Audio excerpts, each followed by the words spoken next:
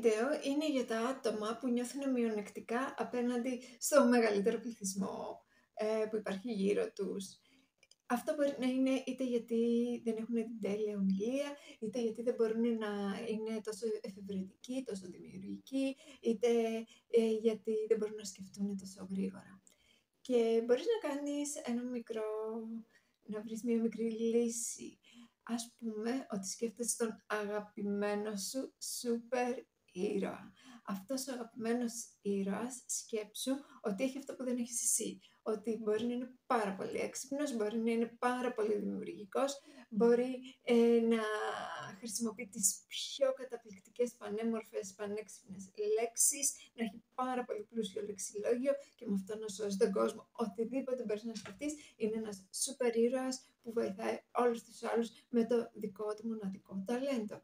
Κάποια από αυτά τα χαρίσματα που έχει ο δικός σου σούπερ ήρωας και που δεν έχεις εσύ ακόμη, μπορεί όταν θα είσαι μπροστά στον καθρέφτη να γράψεις ποια θεωρείς ότι είναι αυτά τα δυνατά του σημεία του σούπερ ήρωά σου και όταν θα είσαι μπροστά στον καθρέφτη να λες στον εαυτό σου ότι έχεις 3 με 4 από αυτά τα δυνατά σημεία του σούπερ ήρωά σου. Και με χαμόγελο να το λες στον καθρέφτη σου. Αυτό κάνω το καθημερινά, όχι αναγκαστικά. Καθημερινά όμως.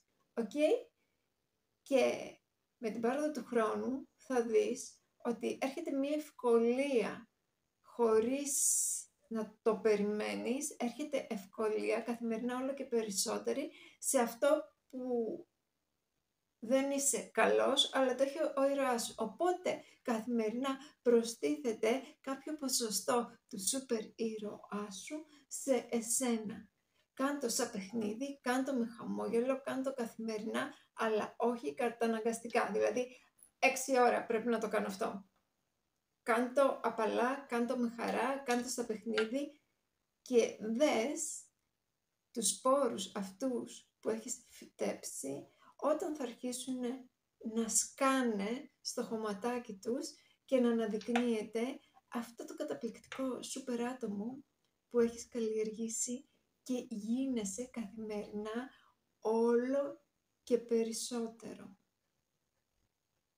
Σου εύχομαι να το πας υπέροχα, είναι κάτι πολύ εύκολο, είναι κάτι που θα σε βοηθήσει, είναι κάτι που μπορείς να συστήσεις στους άλλους, είναι κάτι που δεν χρειάζεται να το αναλύσεις με τους άλλους για να σου πούνε ναι είναι έτσι, καταλαβαίνεις, έτσι που στο λέω, ότι είναι τελείως απλό, είναι αληθινό και θα σε πάει στα μονοπάτια που θεωρείς ότι δεν σου ανήκουν, στα μονοπάτια που θεωρείς ότι δεν αξίζεις και θα σε πάρει από τη μία αξία και τον πόνο που νιώθεις για τον ίδιο στον εαυτό, γιατί και αυτός πληγώνεται.